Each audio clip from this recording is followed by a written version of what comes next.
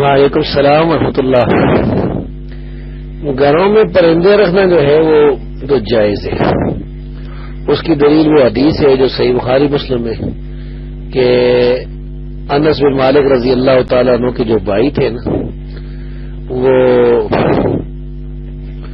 اس نے ایک پرندہ رکھا ہوا تھا جس کا نام نغیر تھا.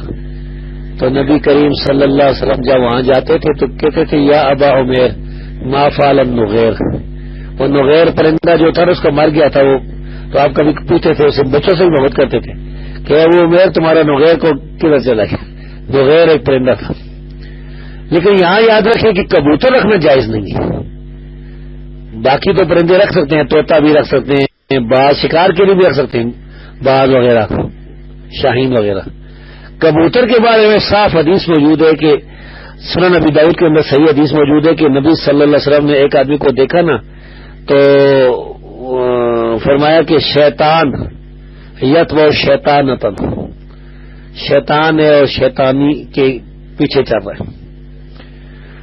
تو مطلب یہ کہ یہ آدمی جو ہے اس کبوتر جو ہے پار رکھے اس کو، اب وہ اپنے دین سے غافل ہے، ان کے پیچھے بھاگ رہا ہے، وقت ضائع کر رہا ہے. تو یہ اصل میں تو یہ شیطان جو جن ہے نا ان کی پیروی کر رہے ہیں، یہ شیطان کا پیروکار ہے.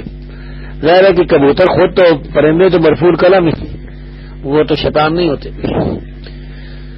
تو ادھر یعنی کبوتر رکھنے والے کو جو کبوتروں کے پیچھے دوڑ رہا تھا تو اللہ کے رسول صلی اللہ علیہ وسلم نے اس آدمی کو شیطان کہا ہے کہ وہ شیطان ہے. تو اسے ثابت ہو کہ کبوتر نہیں رکھے جا سکتے. اور خاص طور پر پھر اس پر جوا کھیلتے ہیں، وہ اس پر بازیاں لگاتے ہیں اور کبوتروں کو کے لیے نماز چھوڑ دیتے ہیں، اپنا سب کچھ چھوڑ دیتے ہیں اور کبوتروں بہت زیادہ وقت ضائع کرتے ہیں. تو وہ بالکل ہی حقیقت میں وہ شیطانیت والے راستے پر ہیں. تو باقی پرندے کوئی طوطا رکھ لے، کوئی اور چیزیں جو ہے وہ رکھ لے تو جائز ہے.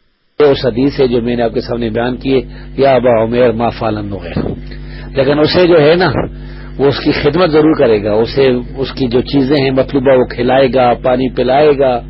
ٹھیک ہے پنجرے میں بند رکھا جا سکتا ہے کیونکہ وہ اڑ جائے گا. تو عام طور پر پرندے اڑ جاتے ہیں، لیکن اس کی خدمت کرنا جو ہے ضروری ہے.